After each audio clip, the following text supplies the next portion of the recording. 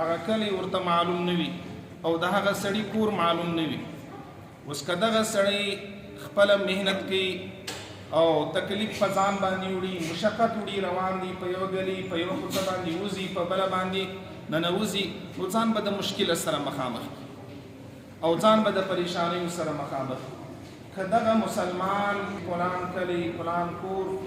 فلان علاقه، فلان شخصیت، نو هغه به په جواب کې هغه وروښیي چې دا یې کلی دی، دا یې کور دی، نو دغه مسلمان به تر هغه منزل مقصود په اساني باندې ورسي. رسول اکرم صلی الله علیه و آله وسلم مشتاسو ته فرمایي چې د دین متعلق مشتاسو ته کله کله د عقیدې متعلق پوښتنه وي، د عقیدې متعلق سوال وي، کله د لمانځه متعلق سوال او پوښتنه وي، کله د عبادات سوال. دا د مسلمان دپاره لازمي او ضروري دی. نو دا سوال او پوښتنه د دې باقاعده قرآن کریم کې تذکره موجوده ده او د دې په احادیثو کې د دې سوال او د پوښتنې باقاعده فضائل موجود دي. قرآن کریم کې الله رب العالمین فرمایي فاسألوا اهل الذکر ان کنتم لا تعلمون. فاسألوا، تاسو پوښتنه وکړئ، سوال وکړئ، او الله پاک هغه مقام او هغه خلک هم راشي، هغه ځای هم راشي چې د چا یې وکړي، د علما یې وکړي. ان کنتم لا تعلمون، کچیری د تاسو سره د دې سوال جواب نستا، دا سوال باندې تکو نه، نو دا سوال د چا وکړه؟ د علماو. او حدیث پاک کې راځي شفاء العی السؤال، چې یو جهالت، بی خبری، ناپوهی دا لوی نه جوړي ده. د دې جهالت، د دې بی خبری، د دې ناپوهی علاج او شفا رسول اکرم صلی الله علیه و آله وسلم مشتاسو تراشی چې د هغې علاج او دوا چې د هغه پوښتنه ده، چې ته پوښتنه ته شفي به کېږي. او د هغه طرح بل حدیث پاک کې راځي حسن السؤال نصف العلم، یو ښه سوال، یو بهترینه پوښتنه دا نیمه علم دی. اوس نیمه علم دوی خبرې دي حدیث پاک کې مشتاسو تراشول سوي دي چې ښه سوال، ښه سوال. دویمه خبره دا راښول سوي ده چې نصف علم دی. اوس یو مسلمان ته دا معلومه ده چې لمونځ فرض دی، او دا ورته معلومه ده چې په لمانځه کې دا فرائض دي، واجبات دي، سنن او مستحبات دي، نو دا علم د ده سره شته. د دې متعلق چې دی پوښتنه کوي، نو گویا د ده سره علم موجود دی، نو دی چې سوال کوي بهترینه سوال به کوي. د ما څخه رکوع کې دا غلطي راله، سجده کې دا غلطي راله. او باقاعده چې کوم مسلمان د دې سوال دپاره، د دې پوښتنې دپاره اوس دی قدمونه راخي، مسجد ته راځي، مفتی صاحب ته راځي، عالم ته راځي. اوس موږ تاسو خو په خپل فکر کې دا خبره ده، طالب خو موږ خالي ودې ته وایي طالب العلم، سټوډنټ یا طالب دین چې دی په مدرسه کې ناست وي کتاب وایي. نه، هر مسلمان هغه طالب العلم دی، هر مسلمان هغه سټوډنټ دی. که زموږ فکر دا جوړ سو، نو یقینا بیا موږ په دې خپل ژوند کې کامیاب یو. ځکه دا مشهوره ده اطلب العلم من المهد الى اللحد، چې د مور د غوځي څخه ونیسي تر قبره پورې انسان هغه به طالب العلم وي، هغه به تلاش د علم کوي، هغه به طلب د علم کوي. چې کوم چا طلب د علم کاوي، تلاشي د علم کاوي، دی طالب العلم او د دین طالب، دا خوش قسمته انسان دی، دا د معاشري قدرمن انسانان. او احادیثو کې د دې عمل و دې ته د الله لاره ویل سوې ده. من خرج فی طلب العلم فهو فی سبیل الله، چې کوم څوک د طلب علم دپاره، د تلاش علم دپاره، د یو مسلې د پوښتلو دپاره روان سو، دا د الله په لار کې، دا د الله لار ده. او موږ تاسو ته معلومه ده چې کوم مسلمان د الله په لار کې وي، هغه ته مرګ راسي، نو دغه مقام او درجه د شهادت وي. اوس دا مسلمان چې د دوکان را روان سو، دا مسلمان چې د کور را روان سو، مسجد ته، امام ته، عالم ته، مفتی ته د سوال او د پوښتنې دپاره، او په دې دوران کې مرګ راغی، دته مقام او درجه د شهادت ملاوي شي او دوی د الله په لار کې دي. او داغه ترا حضرت انس رضی الله تعالی عنہ راوی دي د هغه حدیث پاک چې کوم مفهوم دی په هغه کې دا تذکره موجوده ده. د هغه حدیث پاک مفهوم دا دی که تاسو غواړئ چې د مځکې په سر باندې هغه انسانان ووینئ چې کوم انسانان د جهنم آزاد کرده دي. هغه انسانان که تاسو غواړئ چې تاسو یې ووینئ چې هغه د جهنم خلاص دي، نو هغه دي د دین و طالب ته وګوري، د دین تلاش چې کوي، د دین پوښتنه کوي، د دین مسله زده کوي، هغه ته یې وګوري. دا د مځکې په سر باندې د الله رب العالمین د جهنم آزاد کرده انسانان څومره لوی خبره ده. او په دغه حدیث پاک کې دا ستا چې د دې مسلمان په دې سوال په دې پوښتنه باندې به فرشتي هم ګواه. موږ تاسو ته اهمیت د پوښتنې راشي، موږ تاسو ته اهمیت د سوال راشي چې د علماو د ژوند مقصد دا دی چې تاسو د دې څخه دین واخلئ، د دې څخه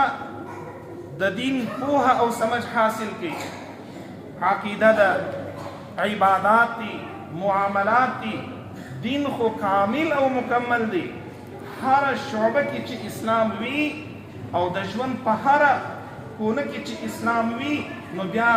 دا مسلمانی به خپله نتیجه او اثر ښکاره کوي. او دا حدیث پاک د حضرت انس رضی الله تعالی عنہ کې دا موجوده ده چې دا مسلمان د سوال د پاره، د پوښتنې د پاره،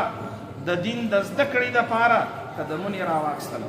په یو قدم باندې الله تبارک و تعالی د یو کال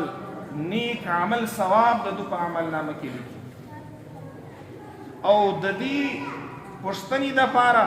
د دې طالب دین د پاره الله تبارک و تعالی په جنت کې کور نه، حدیث پاک کی تذکره د کلی، پورا کلی الله تبارک و تعالی د دې پوښتنې والا، د دې سوال والا د پاره کلی جوړي. څومره لوړ مقام دی، څومره لوی درجه ده. ته د دین د زده کړې د پاره قدمونه اخلي، فایده دې خپله ده. الله تبارک و تعالی د الله په لار کې او الله تبارک و تعالی په دې باندې وتا ته اجر درکړي، ثواب درکړي. یو روایت کې تذکره موجوده ده، مختصرا د هغې مفهوم هم دا دی چې څوک مسجد ته د تعلیم او د زده کړې په غرض او په مقصد باندې راسي، الله تبارک و تعالی د پوره مکمل اجر او ثواب ورکړي. بل روایت د هغې مفهوم دا دی چې مسلمان د دین د طلب دپاره د خپل قدمونه راواخیستل، اوس دی روان دي، د دین پوښتنه کوي، د دین سوال کوي. په دغه دورانیه کې دی الله تبارک و تعالی ودو ته د غازی او د مجاهد رنګ اجر او ثواب. یو غازی او مجاهد دا یو ډیر مشکل او ګران عمل وي، هلته ډیر مشکلات وي، ډیر تکالیف وي. دلته الله تبارک و تعالی دی مسلمان ته پر دې آسان سره موجوده ده چې څوک د علم طالب وي، د علم تلاش کوي، د علم پوښتنه کوي او په دې لاره کې د دین موجود وي، الله تبارک و تعالی هغه ته د جنت لارې اسانه کوي. د جنت د لارې د اسانه کېدو مقصد او مطلب دا دی چې الله پاک د هغه تر ژبه، د هغه تر لاسو او تر پښو د نیک اعمال، نیکی خبرې د هغه د وجوده باسي. هغه ته نیک اعمال الله تبارک و تعالی اسانه کوي. لکه اوس زمیري سهار ګرمي اوبه نه وي، دا بشتره پرېښول او اودس کول، مسجد ته راتلل، نفس ځواني، د شپې ناوخته پرېوتل، دا ټول شان موجود وي، انسان مسجد ته نه یې. اوس الله پاک انسان ته توفیق ورکړي، د بشتري را بیداره کړي، خوب د بدن او لاړ سي، د نفس او د شیطان مقابلې د دې توفیق ورکړي. د دوی یو عمل الله ته محبوب سوی دی، نو ځکه الله پاک دا ګران عمل ودو ته آسانه کړي. نو محترم و قدردانو، د علماو سوال او پوښتنه په ښه طریقه باندې پسې بعض کله زموږ تجربه ده په دې ښار کې روان یو کله کله یو مسلمان په لاره کې پیښ شي وایي مولوي صاحب دا مسله یا ته مې ولیدې مسله را په یاد شو او یا کله کله داسې وشي چې یو شی موږ اخلو یو ورځ ما یو تذکره ده پټاټې مې اخیستې هغه وایي مولوي صاحب ته مې ولیدې مسله را په یاد شو اوس ما سوچ او فکر په پټاټو کې دی او زه په مسله باندې اخته کړم اوس به نو زما فکر دا دی چې غټې به ورچې سمې به ورچې د ده کوشش دا دی چې په مسله اخته کړم چې څه شان یې ما طرف وغیره دا د دین قدر نه دی د دین د سوال د دین د پوښتنې ځایونه موجود دي دی مفتیان کرامو ته چې دلته به انشاءالله د دې دستارې بندي وي دوی ته په اصولو کې دا معلومه ده ځکه چې ته عالم لورلی ته یو مفتي صاحب لورلی ته د دین پوښتنه کوې د دین سوال کوې دی چې تا ته جواب درکړي دی تا ته د الله حکم درشي دی تا ته د دین حکم درشي د دین مسله درشي اوس که تو په دې کې غلطي وکړه قصدن کتاب یې نو کتلی مسله ورته یاده نه وه دی مجرم او ګنهګار دی ته نه یې مجرم دی مجرم دی نو د دې دپارې اصول یې شته دي په هغه اصولو کې یو دوې درې خبرې مختصرا ده په هغه خبرو کې یو دا د دې عالم دپارې لیکلي دي که دا عالم په خشم کې و نو په خشم کې انسان په اعتدال کې نه وي مسلې جواب به نه ورکوي که ډېر یخ و دا مولوي صاحب مفتي صاحب د عالم به مسله نه ورشي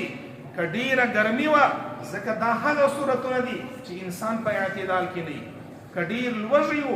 مسلې جواب به نه ورکوي کېدلی شي چې د الله حکم غلط وروشي دوی خو د دې دپاره ورشي چې آخرت په صحیح کې هغه به آخرت نور تباس دا ټولې خبرې دي مفتیان کرامو ته معلومې دي په دې اصولو کې د علماو دپاره لیکلي